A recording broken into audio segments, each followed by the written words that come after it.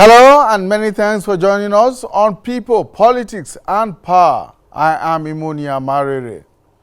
In July 2010, the United Nations General Assembly created one of its organs, United Nations Women, otherwise known as UN Women, as an entity for gender equality and the empowerment of women. The creation of UN Women was part of a larger reform agenda at the United Nations aimed at bringing together resources and mandates for greater impact.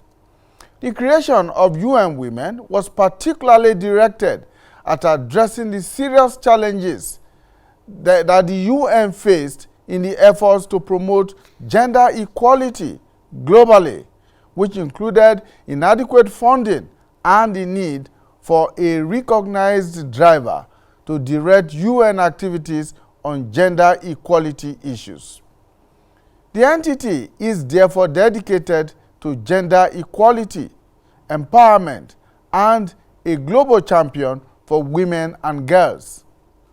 By its mandate, it supports UN member states to set global standards, work with governments and civil society to design laws, policies, programs, and services needed to ensure that women lead, participate in, and benefit equally in all aspects of life. UN Women Country Office in Nigeria was established in 2012 and has for the past 10 years been working for women inclusion in policy making, representation, and socio-economic empowerment, amongst several other areas. But how well has it done, and how far can it go? What are the challenges and the responsibilities? What are the possible prospects for women in Nigeria? What is UN Women doing to help promote women political participation as Nigeria moves towards the 2023 general elections? Our guest on the program today is the UN Women Country Representative to Nigeria and the ECOWAS, Beatrice Eyong.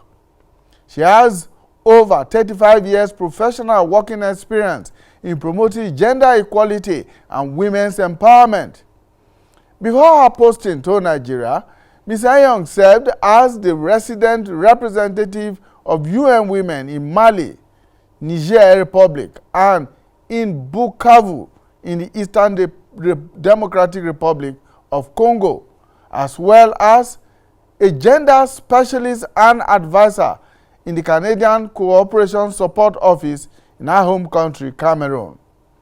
She also previously worked with the United Nations Development Programme, UNDP, as an agronomist. She is our guest on the program today. Madam, welcome. Thank you so much. All right, let's take a short break. When we come back, we'll be going straight on to our discussion. All right, thank you so much, Mrs. Eyong, for joining us. You have had over 3 decades of experience working with women from around Africa and across the world. Yes. What has it been like? Actually, it has been a very interesting journey. It has been also, sometimes it's like things are not moving the way you wanted them to move. But in all this, it has been a very enriching experience for me because throughout these years, I have seen human beings at the best. I have seen human beings at the lowest part of sufferings because I've worked mostly in war-torn areas. Either they're in conflict or they have just finished conflict and we are trying to rebuild. So it has been a very, very enriching and interesting to see how you meet people at a very desperate situation. You work with them, you work to empower them, and after you see the changes that they take and they become leaders in their own countries. So how really challenging has that experience been for you as an individual? For me as an individual, it has been challenging because each time you go to a new country, you have to spend some time to learn about that country, understand the issues that are there, understand the culture, try to find out how you can actually pass the message so that people can actually work with what you have brought. And it has also been challenging because gender equality is not like agriculture. It's not like other domains where it's very, very clear on what you're doing, because if it's agriculture, we know that it's food that you're producing. But gender inequalities are so subtle as sometimes you don't even know that what you're doing will result to gender inequalities. So you always have this time to explain to people, you know, by doing this, you are affecting this person's rights. By doing this, you're reducing the chance of this person to develop. You know, it has always been challenging in that way.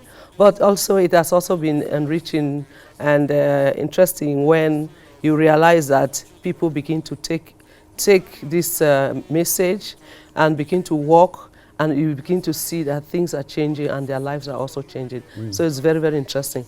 But personally, it has really been, it has been working in areas where you don't go with your family. You go alone, so you are there alone. The first years were very difficult. You know, we come from African countries where we have so many people, grandchildren, children, relatives, mothers, and all those. And then you go to a place where you have to be alone. It's sometimes very, very, very challenging. And I've also been where I've heard the guns shoot. So you can imagine for a woman coming from somewhere where they've been peace, because Cameroon for long had been a country where there was relative peace there.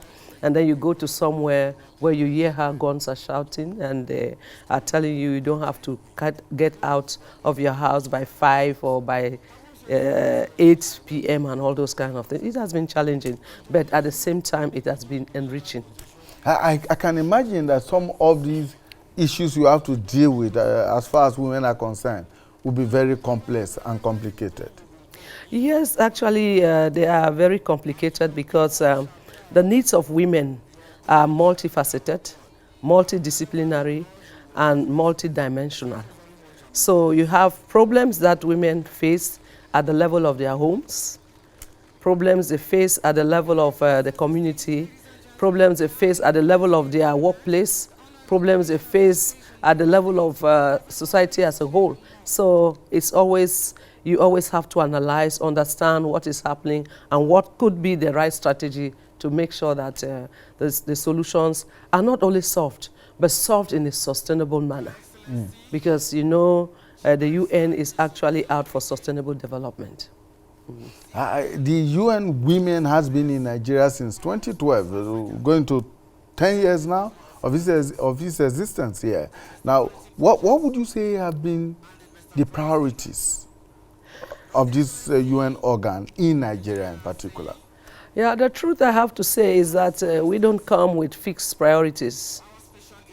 We come, you know, the UN is a member state organization. You have the member states who are there. And so when we come into countries, it's true we have an idea about what we could be possibly doing, but we try to align to national priorities. Because, you know, the person who wears the shoes knows exactly where it's pinching. So we work with our national counterparts, our national stakeholders, and we identify what is the priority, and then we align to it. And the conventions or the judicial texts that have been ratified were texts that were actually agreed by all countries. It's member states who decided that, okay, we should have Beijing platform. It's the member states who decided, okay, we should have the Convention for the Elimination of All Forms of Discriminations Against Women. It is the head of states of Africa who said we should have the Maputo Protocol. So it's something that we work together. So UN Women doesn't come with its own fixed priorities and say, this must be what we have to do. But when you resume, you did meet certain templates on ground or certain set priorities by the Nigerian government and by the Nigerian women on ground. How far have we been able to advance those ones in the short time that we've been around here? Yeah, actually, the statistics show that we're supposed to do work in some different domains of work, of development. For instance, governance and public life is something that we really have to work, because as I always say, Nigeria is very important for UN Women and for the UN, because Nigeria is the biggest economy. Nigeria has the biggest populated country, and so Nigeria has all the resources, you see, to transform this nation. So Nigeria is very important for us, because if we get it right in Nigeria, it will spill to other African countries. And Nigeria has shown that it could be that leader that we are looking for gender equality and women's empowerment. In that, Nigeria has produced one of the most brilliant, competent, experienced group of women in the face of the planet, not only for the continent. And you can see how these women are excelling in global organizations like the UN. Our Deputy Secretary General is a woman, and is a Nigerian woman. We can count and go. But when you look at the statistics within the country, then you begin to see that there's a lot of work. So this competence, these experienced women, these women who can really deliver, bring results, this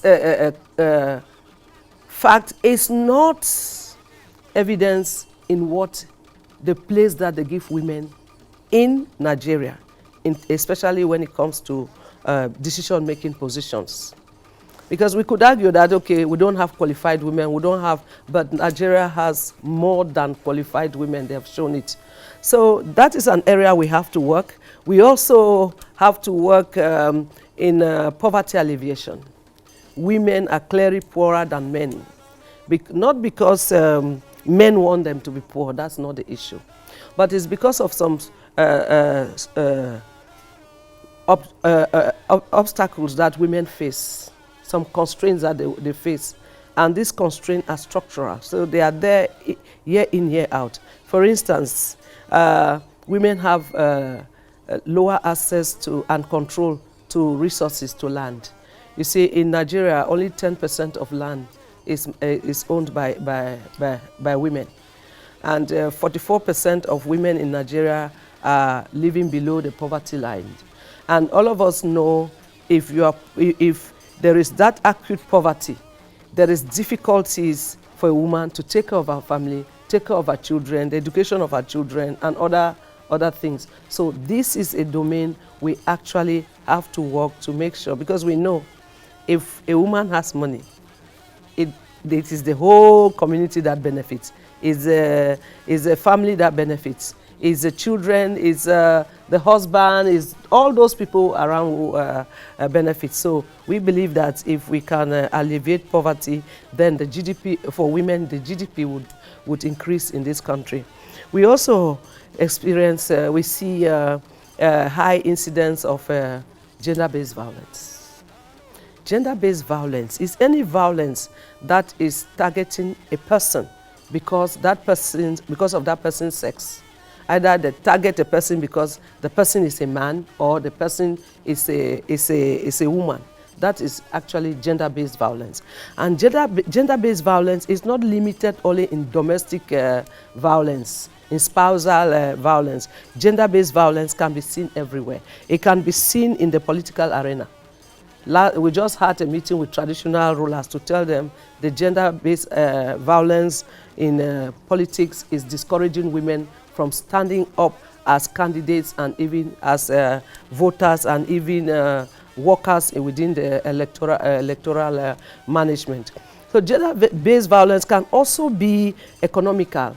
If, for instance, I cannot inherit land because I'm a woman, then you have limited my productivity, my production and productivity. So gender-based violence is something that is detrimental not only to the person, but to those who are around her or him, And it has a negative effect on economic growth. Because if, for instance, you want to produce 100 million naira with 100 persons, and each of these persons has to produce 1 million. If 50%, if 60% of those people don't know what to do, don't have access to education, don't have access to land, don't have access to resources, to markets, you are definitely never going to achieve your goal of 100 million. So gender-based violence is something that we are fighting. And we have seen, there's a study in 2017 that shows that Nigerian men believe that 43% of Nigerian men believe that it is right at one time to beat your wife with the hand. And then we have 1/4 of women reporting that they have faced some form of violence during their lifetime. And another form of gender-based violence that is also perpetuating poverty, making poverty to stay where it is also dropping out from school. We have today about 18.5 children who have dropped out from school, and 10 million are girls. All these children who drop out from school, they don't have marketable skill, they don't have a certain level of education, they don't have actually what to generate income.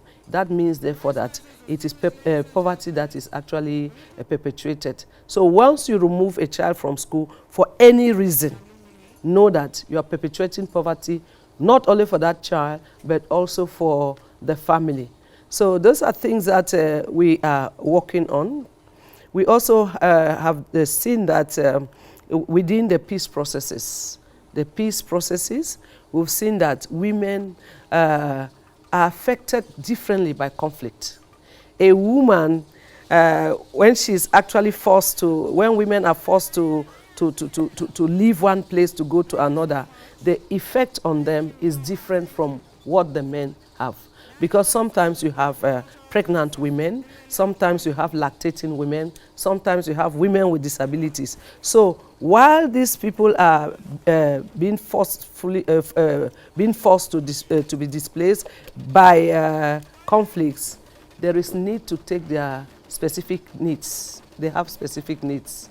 The baby she's carrying needs a different kind of food from the one that the man needs. So we work together with government and other stakeholders to make sure that these needs are taken care of in the humanitarian response plan for the country.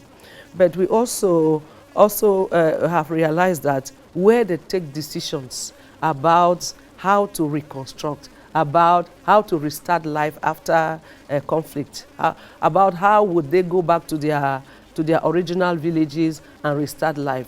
Those decisions are taken, women are not involved in it. And if they take those decisions without women, they would also not know the specific needs, the specific interests, the specific aspiration. So one of the things we are working to see is that women can also participate in those decision-making processes, in peace mechanisms, so that peace will be durable. You have thrown on the table so many things all at once. But let's take them one by one. Let's begin with the issue of gender violence. Yes. Like you said, it could be physical, it could be psychological, it could be sociological. So in this situation that we have today, does the UN Women have enough statistics to work on the level of gender-based violence that is being perpetrated in the Nigerian society today, and what steps are being taken by all concerned, particularly the UN Women, to address these issues? Yes, thank you very much. Gender-based violence cannot be fought or reduced by one partner. So that's why we are working together with government, we're working with civil society organizations, we're working with other UN agencies. We have a big program funded by the EU, we call Spotlight Initiative. The Spotlight Initiative is an initiative that cuts across the whole world. It's not only for Africa, but Nigeria is one of those countries that are involved in this initiative. one of the pillars of that particular initiative is to generate data. Because if you don't have gender disaggregated data, it's difficult to plan in a way that will please all the different categories of people. So we need that data, but more often than not, we don't have that data. But we are working with other UN agencies and also the Bureau of Statistics with Women's Affairs to actually make sure that we have this data. It is a complicated set of data. It's not like you go to the farm, you harvest yams and you weigh and you say, yes, it's 100 kilograms. Then you know. Because, why am I saying that is complicated? It's because women don't report violence. Many women would not really come to say, they raped me, or this happened to me, or this happened to me. So it's a complicated process that we take to make sure that we can get their confidence and we can get those information. And one of the thing that we've done with this initiative is an integrated approach. So we have established what we call one-stop center. One-stop center is a center where any survivor of gender-based violence, be it man or woman, can come to that center and they meet all their needs, the psychological needs, the health needs, the legal needs, the socio-economic needs. Because, you know, in our community, in our continent, once a woman has been raped, she actually needs so much support, because if not, they will stigmatize this woman, and she may not even be able to even carry out her economic activities. So there is also the aspect of socio-economic reinsertion that we help these people. So we have problems with data, but we are working at it.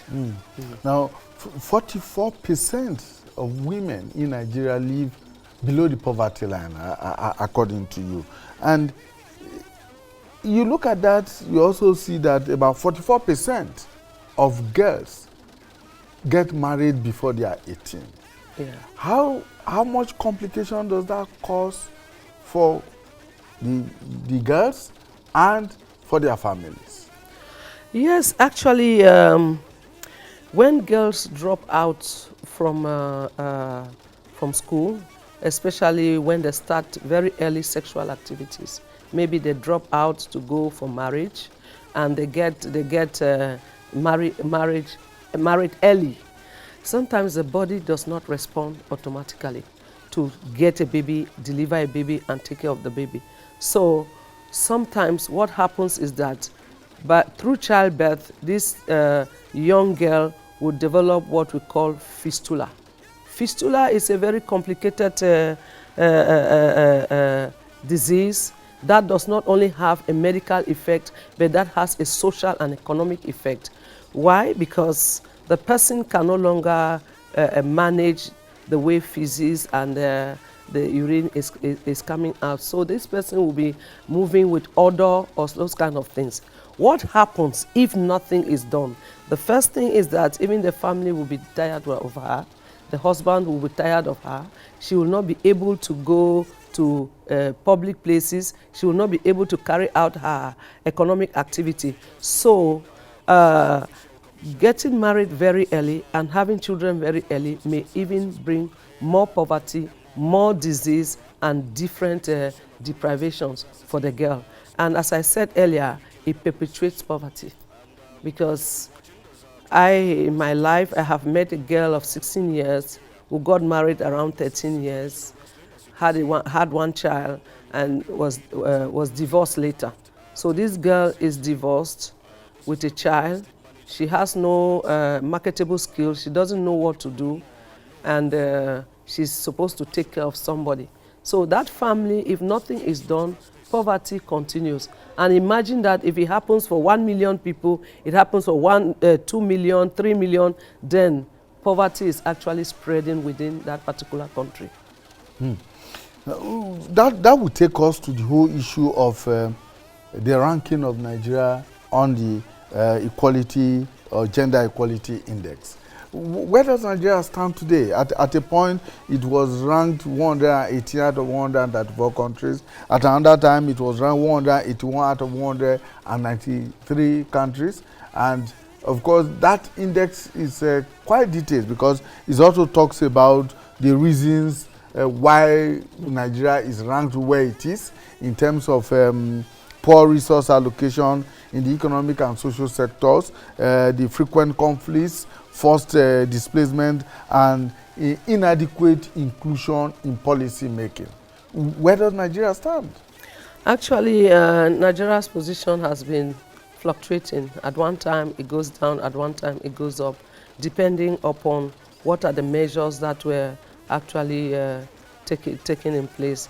But as I was saying, Nigeria is our big brother, our big country that should have taken the leadership, the leadership to show the good example, to move up quickly and become that country where women and men are free to use their God-given potentials, their abilities to create a wealth and bring a sustainable development to Nigeria. So it is fluctuating, and I believe I still have hope. I'm still optimistic that things can change, because we just had a meeting with the traditional chiefs, the traditional first-class traditional rulers, who have said that there is need for us to identify all those practices, customs, traditions that limit women, especially women, from exercising their God-given potentials. Why did they say like that? Because they saw an example in the private sector, in the banking sector. The private or the banking sector decided that they will allocate 30% of executive positions for women. And you cannot be surprised when you see that sector is working very well. It is because we have a different kind of skills that are coming together, a different kind of expertise, because the way women look at things is different from the way men are looking at things. And so when these two are there, the whole view is complete, is a whole, it's complete, and it prospers. So that's why the traditional rulers said, no, we would like to follow the example of the banks, of the private sector, to make sure that we remove everything that is an obstacle to development. So these are real ways in which we could quickly change the level where Nigeria finds itself. And we also have with the media. You saw the media come up and say, no, this thing, we have seen that gender equality and women's empowerment has a direct link with economic growth. If we neglect gender equality and women's empowerment, we will have a negative growth. If we include gender equality and women's empowerment, we will boost our economic growth.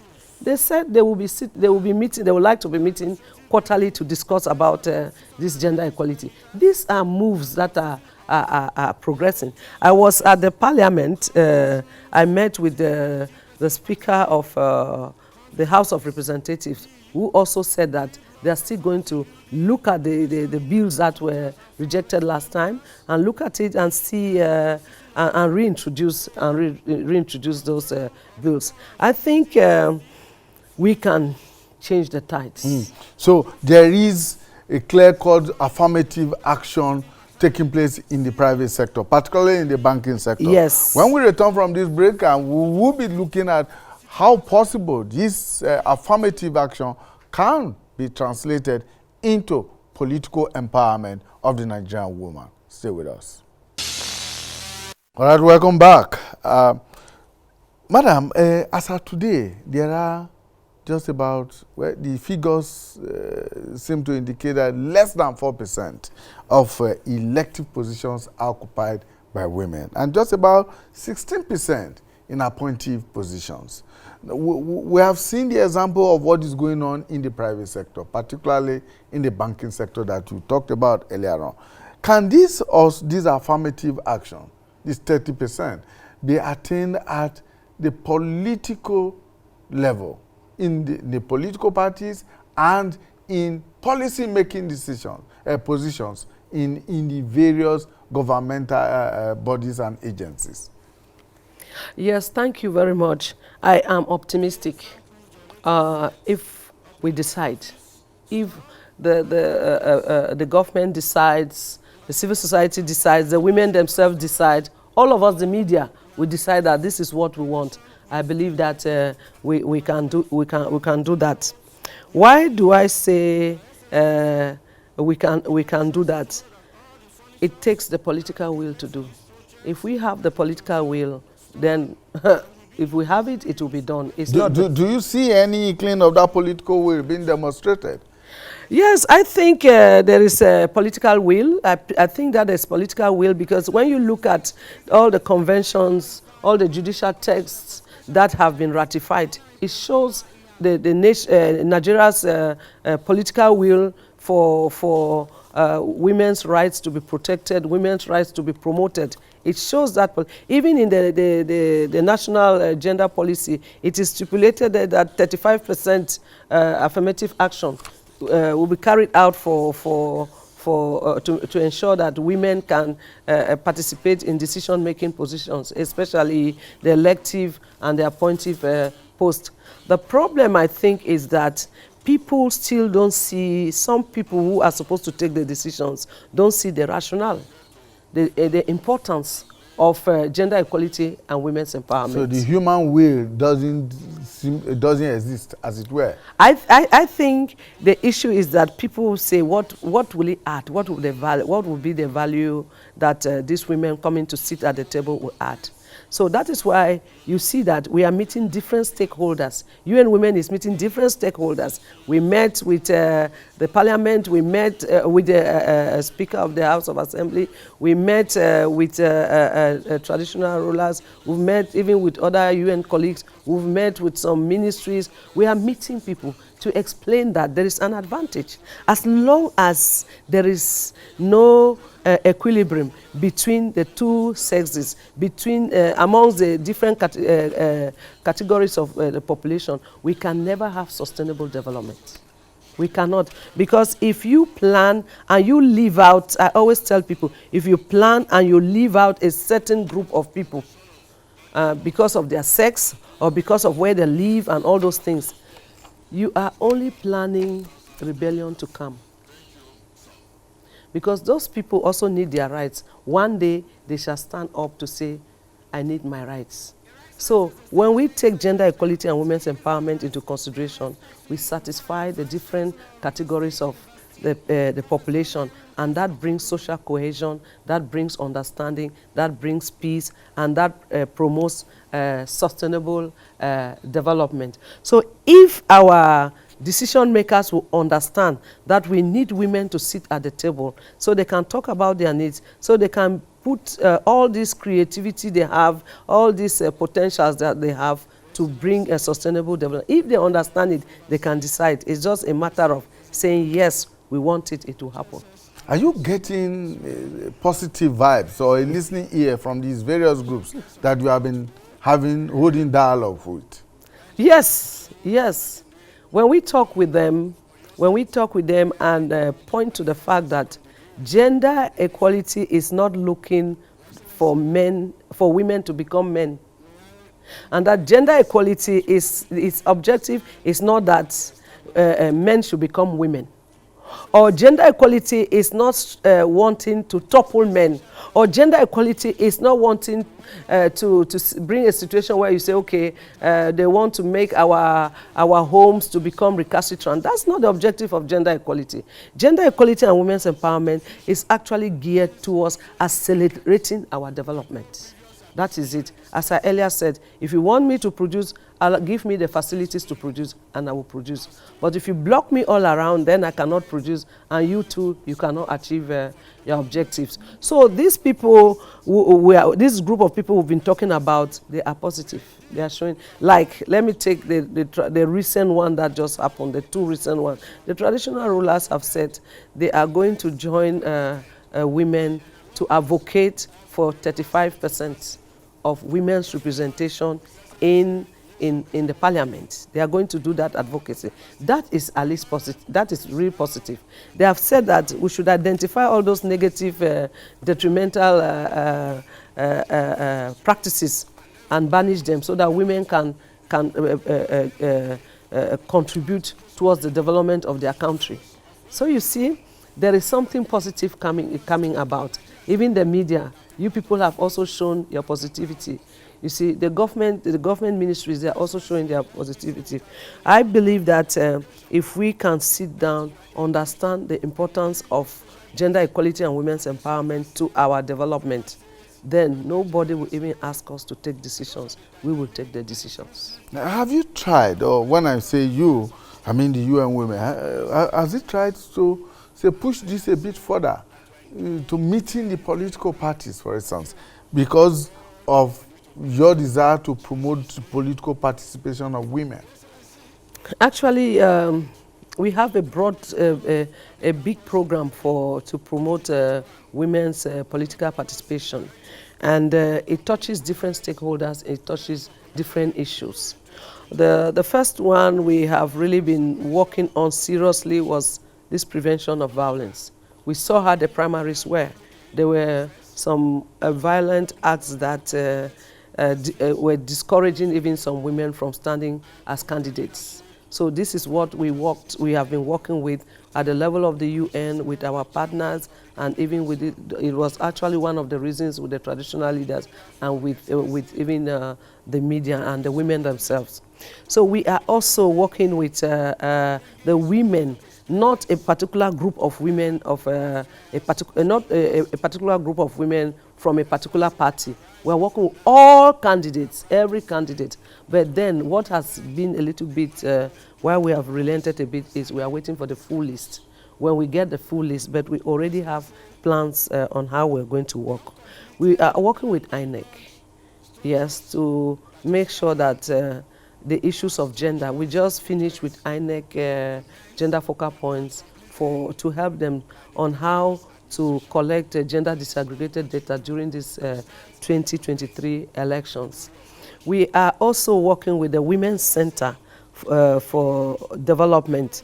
We have developed a partnership that will work in key states. They have big centers within the states.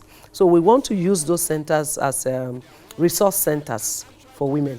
So women can come there, whatever document they want, whatever thing as far as material support is concerned, they can have it there. They will also have experienced people in politics who coach them. They will have coaches there. They can also have capacity building there. They can have, I mean, there are different kinds of supports that they are going to have. So women don't need to move to Abuja to learn one thing or the other.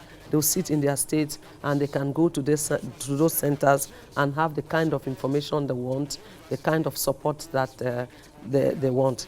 So these are some of the two elections that happened, like the one I think in Ekiti. We were there with the situation room. We were there to look at what is happening, see whether there are violences against women and all those kind of things, the data that we have to collect to support women candidates. So we actually have a big package for that. We want to support women, and not only women. We also want to support the political party. We want to work with the political parties. That is building capacities about gender equality and women's empowerment, and how this could happen within a particular party, and how if women have their own leadership within the political parties, how it could help to make these political parties sustainable and rich, and also be able to do what they say they are going to do. So we have a big program funded by the Canadian government. Well, what happens now is that in most of the political parties, you just see a few women in their national executives, maybe one or two are occupying national women leader, one or two other positions, and so they have fewer voices, and they do not have enough pressure, they do not mount enough pressure on the political parties themselves to do that which is required and necessary for women empowerment. Yes, what I think is not only bearing pressure on the political parties. I think that if the political parties themselves understand, if they come to understand the importance of gender equality and women's empowerment to our development, to their own development, to the party's sustainability, to their winning elections, I think they would work more to make sure that women's capacities, women's leadership are actually promoted within their parties. But one thing I have to say also, that we have to change the way we work. Is not to wait when there are elections, then we come around and then we say, oh yes, we are going to support candidates. It should be a long-term perspective. We should have a long-term perspective that, okay, in 5 years, in 10 years, we want to have this kind of leadership. And let leadership not be focused only at the national level, at the parliamentary level, at the state level. Let's also start leadership from the bottom, from the rural areas, from the young boys and girls, to know that everybody can provide leadership, and it is always beneficial when we have different types of leadership in play within an organization or within a country. So this is a long-term work. It's not something that will finish by 2023. 2023, we will see what we will see. We will work with what we have to work with, but we are actually looking at 2027. So long-term planning. Yeah, I like to quote you here. Something you said recently that I picked up. You did say, if you don't plan in an inclusive manner, you are planning for conflict and unsustainable development. Yes, that is true. Even at home, let's take it at home level. Let's take it at the office level. Let's take it wherever you have people coming together. If you don't plan in a way that you take, even you as let me bring the issue of head of household. If you have a head of household who is not willing to identify the needs of everybody, who is not willing to see what he or she can do for the people in the household, with time you will definitely discover that you have caused conflict, rebellion to come inside your home. So when we plan, when we do things in an inclusive manner, we reduce tensions.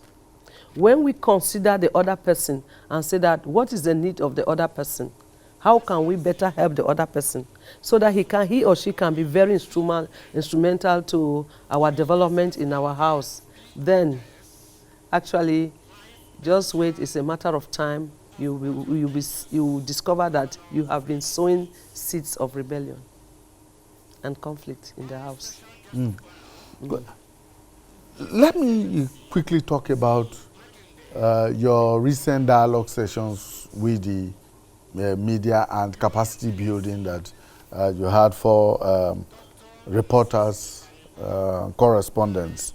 And one of the fallouts of that was the fact that the UN Women is planning what you call yearly media awards for people for reporters, for correspondents, and media houses that report women that mainstream women, intentionally mainstream women reportage. Let's talk a bit about that. What brought about that, or what motivated that move? Yeah, actually, all of us, we know that the media is the fourth power. And if you have a message that you think is very beneficial for the population, then you have to work with media. So we usually have what we call media pacts. And we believe that the media can help us to promote the real ideas, the real concepts of gender.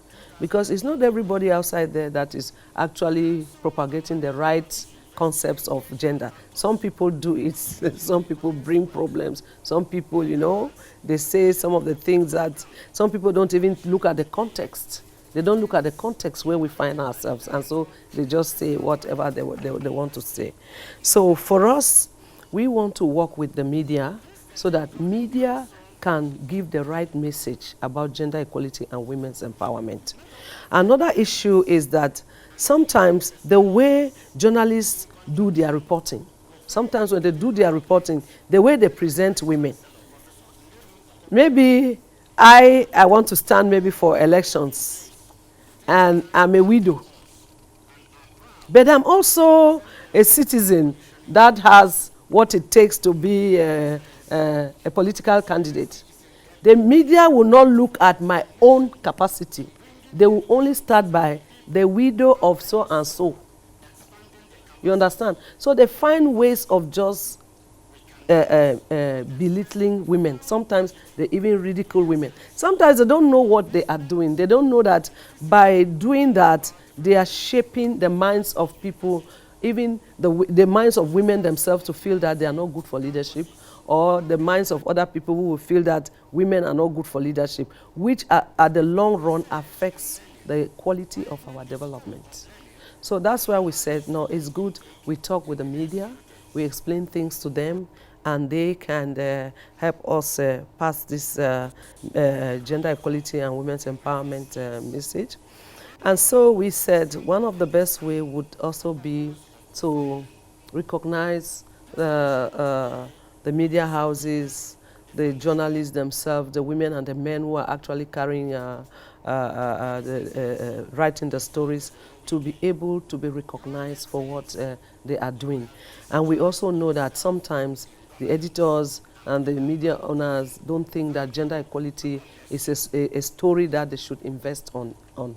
So these are just our own ways of making sure that the media is also contributing to the sustainable development that the UN is actually wanting. And you're also planning exchange programs? Yes, we are planning exchange programs because we also have different countries whose media has been instrumental in helping the issue of gender to be clearly understood by the population. Because I believe men are not against women. Women are not against men. But when men and women understand the importance of gender equality and women's empowerment to sustainable development, they will work together.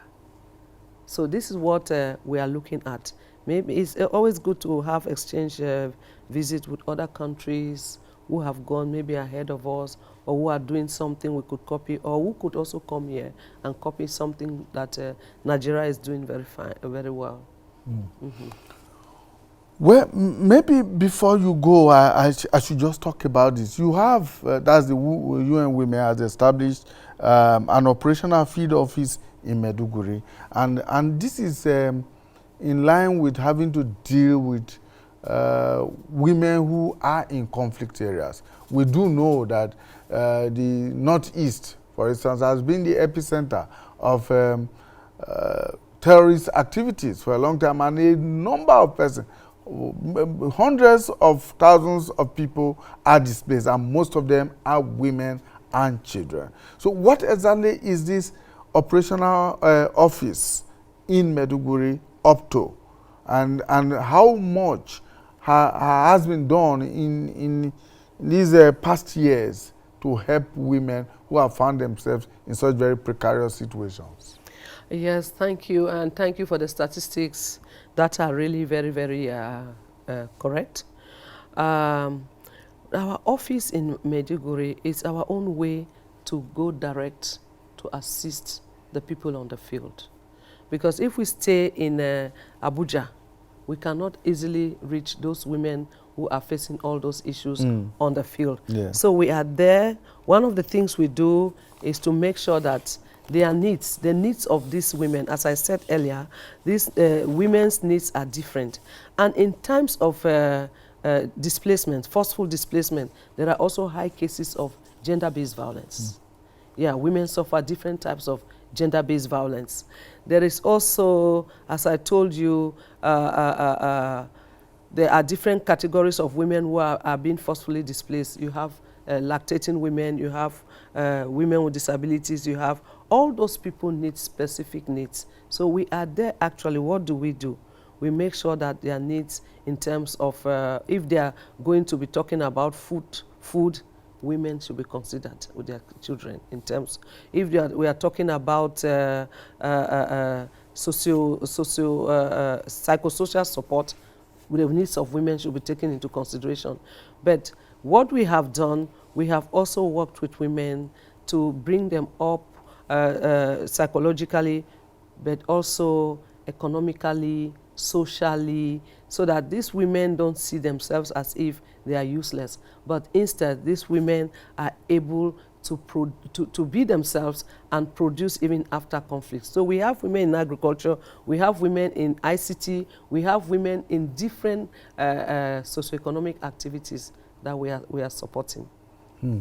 Thank you so much. I imagine that one program like this cannot tackle all the issues, but we hope that you will find time to come back to the studio at some other time and talk about a lot more things that the UN Women is doing and how it is helping to empower Nigerian women politically, economically, socially, and otherwise. Thank you so much.